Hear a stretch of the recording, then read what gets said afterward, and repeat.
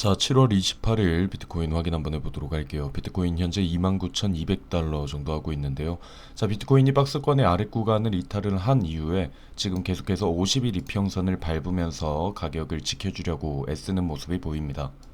하지만 같은 얘기 계속 드리는 거지만 늘 여러분들은 최악을 대비를 하는 게 투자라고 생각을 하고, 저는 이전에도 말씀드렸던 추가 하락이 있을 경우를 늘 대비하면서 그 기준을 잡아놓고 있다라는 점 참고하시길 바라고, 우리가 RSI를 살펴보면은 솔직히 이제 저번에 있었던 연초에 있었던 부분처럼 이런 식으로 한 번 더 과매도 구간에 진입을 하는 이런 모습이 나와주고, 그리고 말씀드렸듯이 여기에서 가격은 이전에 바닥을 한 번 더 테스트를 해주고, 하지만 RSI 같은 경우에는 위로 올라가는 이런 모습을 좀 기대를 하고 있었는데, 일단은 바닥을 다시 한번 체크를 하지는 못했습니다. 보시면은 이전보다 바닥을 다시 한번 테스트를 하는 그림보다는 계속해서 이제 조금씩 올리려고 하는 모습인데, 일단 RSI 같은 경우에도 정배열로 맞춰지기는 했습니다. 하지만 여기에서 추가적인 하락, 다시 한번 바닥을 테스트할 수 있는 경우 늘 여러분들이 염두해 두시면서 투자에 임하시면 좋을 것 같습니다. 자, 고래들의 움직임을 보면은 여기 초록색, 녹색 고래가 강하게 움직여 줬었죠. 여기서부터 움직였는데 역시 녹색 고래의 영향력이 그렇게 크지는 않은 것 같습니다. 일단 다행인 점은 여기 갈색 고래는 그대로 계속 유지를 하고 있다라는 점, 그리고 녹색 고래가 지금 이렇게 힘을 빼지만 또 여기에서 반대로 보라색 고래나 다른 고래들이 참여를 해준다라고 하면은 가격은 순식간에 올라갈 수가 있으니까, 제일 걱정되는 거는 이겁니다. 이 갈색 고래가 던지지만 않는다면. 그래서 우리가 갈색 고래들의 움직임을 계속해서 확인을 할 필요가 있을 것 같습니다. 자, 그리고 이제 어제 스테이블 코인에 대한 포괄적인 규제 프레임워크를 담은 규제안이 통과가 됐죠. 이 규제안은 보면은 스테이블 코인 발행사들이 은행, 신탁, 신용협동조합과 같은 똑같은 수준의 규제를 받도록 하는 내용을 담고 있다라고 합니다. 하지만 이 규제안에 대해서는 저번에도 이야기가 나왔던 부분인데, 이 백악관의 반대로 스테이블 코인의 규제안 관련 협상이 결렬된 적이 있었죠. 재무부가 스테이블 법안을 지지하지 않는다는 점, 연준 또한 지지를 하지 않는다라는 점이죠. 그래서 그렇게 결렬이 된 적이 있었는데, 자, 이 규제 법안을 지지하지 않는 이유 같은 경우에는 그렇게 되면 스테이블 코인을 정식적으로 인정을 하게 되는 것이죠. 화폐로서의 기능을 어느 정도 가지고 있다는 의미가 되기 때문에, 그런 이유 때문이 포함이 되어 있기 때문에 연준과 재무부에서는 스테이블 법안을 지지를 하지 않았었죠. 근데 제가 저번에도 말씀드렸던 것처럼 이 규제라는 단어가 여러모로 종합을 해보면 이 규제라는 단어는 부정적으로 들릴 수가 있지만, 저번에 여러분들 유럽에서는 미카라는 규제 법안이 통과가 됐죠. 이때는 스테이블만 규제를 하는 게 아니라 이제 전체적으로 규제를 하는 암호화폐에 대한 규제 법안이 있었는데, 이 법안 안에서도 스테이블 코인에 관한 규제가 하나가 포함이 되어 있었죠. 스테이블 코인 발행자들은 대량 인출 등 위기 상황을 대비해서 충분한 준비금을 준비해야 된다. 이런 법안이 미카 법안에 있었죠. 자, 여기에서 아까도 말씀드렸던 거, 규제라는 단어는 다소 부정적으로 들릴 수는 있지만 전체적으로는 이러한 규제들이 시행이 되면서 법안이 만들어진다면 이 암호화폐 시장은 더욱더 건강하게 자리를 잡아갈 수 있지 않을까라는 생각을 하고 있습니다.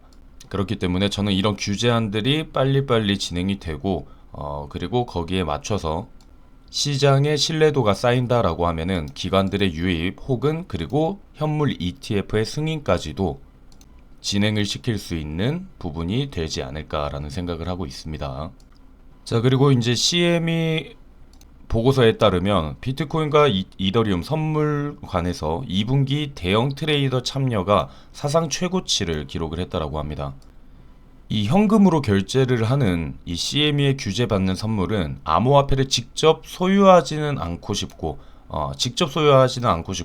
그런데 암호화폐에 노출되기를 원하는 기관들이 오래전부터 선호해온 상품이거든요.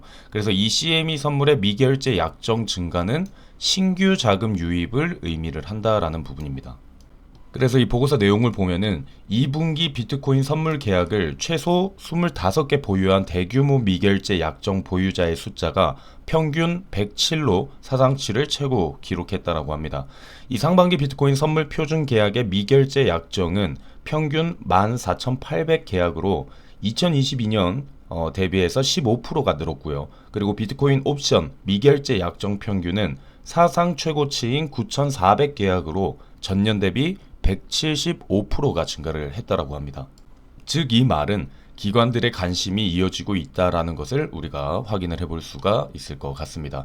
그래서 저는 지금 이 꾸준한 이 갈색고래의 움직임이 장기적인 보유를 위함이 아닐까라는 생각을 하고 있는데요. 이걸 보면은 조금 더 신뢰가 갑니다. 왜 그러냐면 고래들은 우리와 다릅니다. 지금 우리 개인 투자자들은 이런 분들이 굉장히 많아요. 오늘 내릴까요? 내일 내릴까요? 이틀 뒤에 내릴까요? 오를까요? 이거를 자꾸 찾는 분들이 있는데 매수 그리고 매집은 차이가 있습니다. 매수라는 거는 그냥 당장 거기를 사는 거고 매집은 꾸준히 이어지는 겁니다. 지금 고래들 같은 경우에는 FTX 사태가 있었던 이때도 고래들의 비율을 보면은 매집을 했죠. 그리고 여기에서 떨어지면 또 매집을 하고 이렇게 라지 홀더 같은 경우에는 고래들 같은 경우에는 계속해서 꾸준히 매집을 하고 있다라는 겁니다. 여러분들 보통 주식에서 주식 시장에서 매집을 한다라고 하면은 그 기간이 거의 1년 넘게 걸립니다.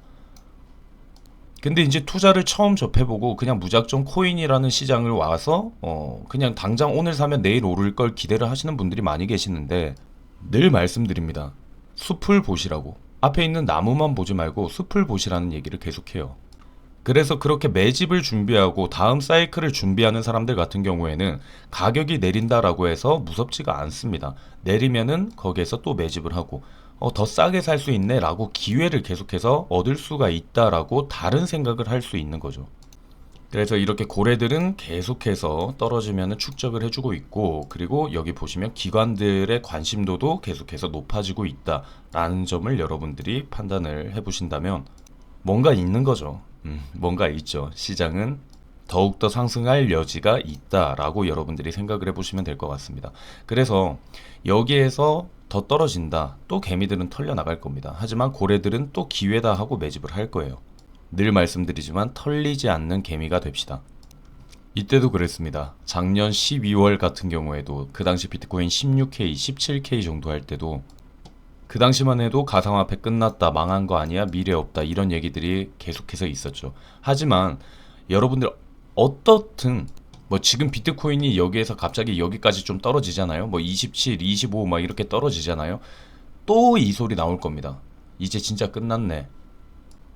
이번에 상승은 그냥 갑작스러운 마지막 상승이었을 뿐이다. 마지막 탈출 기회였을 뿐이다. 이런 소리, 앓는 소리는 매일 나옵니다. 우리가 그런 곳에 휘말리지 말고 저는 그때도 말씀드렸죠. 영상 한 번만 보시라고. 정말 끝이 날 것 같은데 그런 거 아니라고 계속해서 말씀드리죠. 미래를 보시고 좀 넓게 보시면은 좋을 것 같습니다.